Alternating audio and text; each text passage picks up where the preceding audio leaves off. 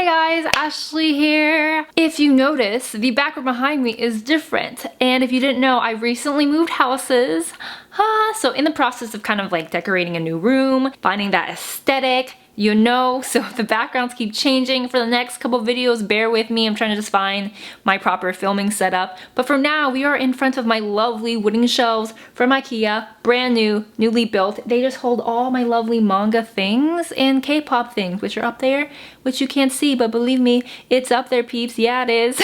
But today, why we're here today, we are discussing the April pick for my More Manga Please book club, as well as announcing our May monthly read. So if you didn't know, I run a manga book club where we read manga every month. More manga, please. We will be discussing in this video our April pick, which is Princess Jellyfish Volume 1, which was just so lovely. But first, let us discuss what we'll be reading in May. Yo. So for May, I also decided, as you know, this month we only read one pick. Usually for the past couple months, I've been doing 2 mangas, so you could read one or the other, read both, whichever. But May, honestly, it's kind of hectic. I have a lot of things going on, so again, I'm sorry, we're gonna be reading one book. It is pretty lengthy, like Princess Jellyfish, so I feel like it makes up for that, but I do wish to continue in the summer, going back to the 2-pick reading thing once school is out and, you know, have all the free time. But for now, we are gonna be announcing the May pick. Drum roll. For the May manga pick of the month, for More Manga Please, we are reading 20th Century Boys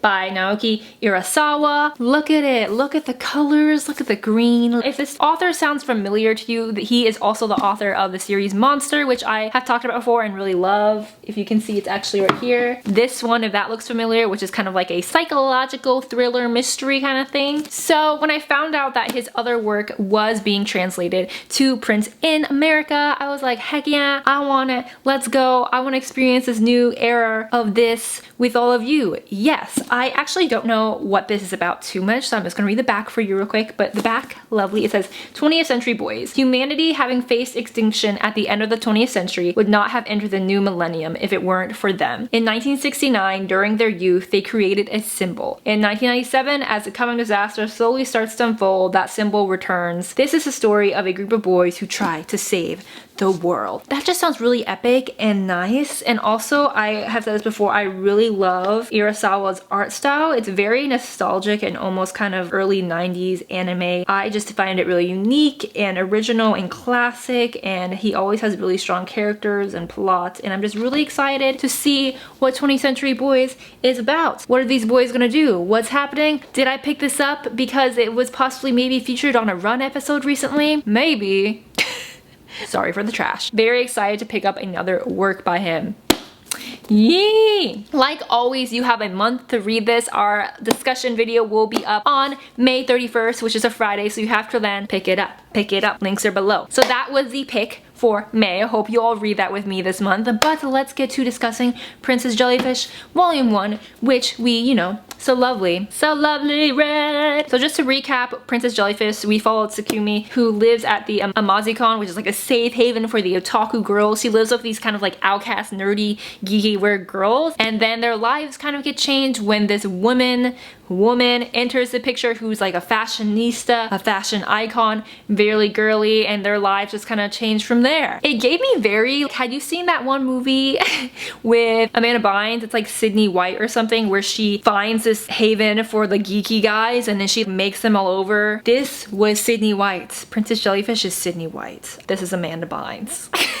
I gave this one 4.5 out of 5 stars. I really like this one, guys. I think why I didn't give it that full 5 stars was just because it felt very much like an introduction to the situation and what's gonna happen to these girls and how this plot is gonna move forward. So in that sense, you didn't really fully connect to all the individual characters as much as I would like all the girls who are the Mars, a part of the Mazizukan. I feel like you just didn't connect with all of them personally, and it didn't benefit the plot as much as it could have. You know, you feel this attachment to these girls and their home and their house that they're trying to saved from getting destroyed from this redevelopment that's happening. So the fact that you don't get to know them each uniquely, I feel like that's where my star got deducted. But overall, oof, it was so good. It was so funny. Some of the things they said in here, I was just like, what the heck? So at one part, he makes over one of the girls and he's like, she looks like Nicole Richie. And they're all like, what is a Nicole Richie? Like just little things like that. And they also called, I'm blanking on his name, the guy, our main dude, our fabulous boy. They call him a wench at one point when he's like doing their makeovers. It's just like this really weird, subtle humor that I really enjoyed. And speaking of our fabulous boy, I'm just gonna call him Fabulous Boy because I did struggle to remember people's names.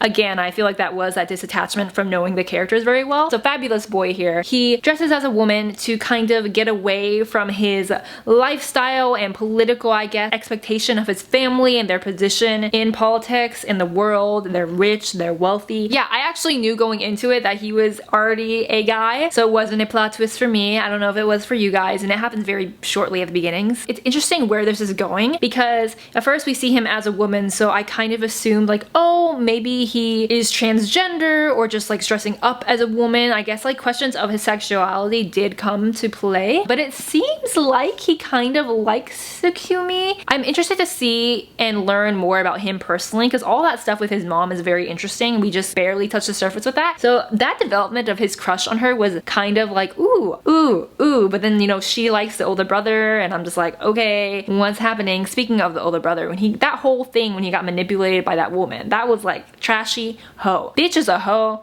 don't like you, die. Also, those funny parts, the older brother, he doesn't recognize Tsukimi when she's in her regular, I guess, otaku self, because he's like, does she live there, when he literally has spoken to her with her glasses on so many times and yet he fails to recognize that this is the same person. Like, okay. Also, Tsukimi's fascination with Jellyfish. I was worried that this was gonna get a little weird, but it isn't. It's very innocent and sweet and, you know, has that connection with her mom. Princess Jellyfish was just like a lot. It had a lot of layers I wasn't expecting to find, like family dynamic between Fabulous Boy and all his brother and all that going on. We have the overarching story of the redevelopment of their Amazukan house. It was just a lot of layers I didn't expect to see, you know? Very deep Sydney White, Hello My 20s all mixed together. I definitely will be picking up the next volume, I believe. I really thoroughly enjoyed this one. I hope you guys did too. It was just a lot and I really liked it. It's just the humor was what made this for me. It was so funny, especially when he was giving them those makeovers and he had this big reveal and it was like before, after, and they're kind of just like, huh. We get to spend more time with all these girls and get to know them more uniquely and feel more, you know, emotionally attached to all of them because they're so funny and they all have their own like unique little otaku quirks and I'm here for it. Everyone's just a freak and I love it.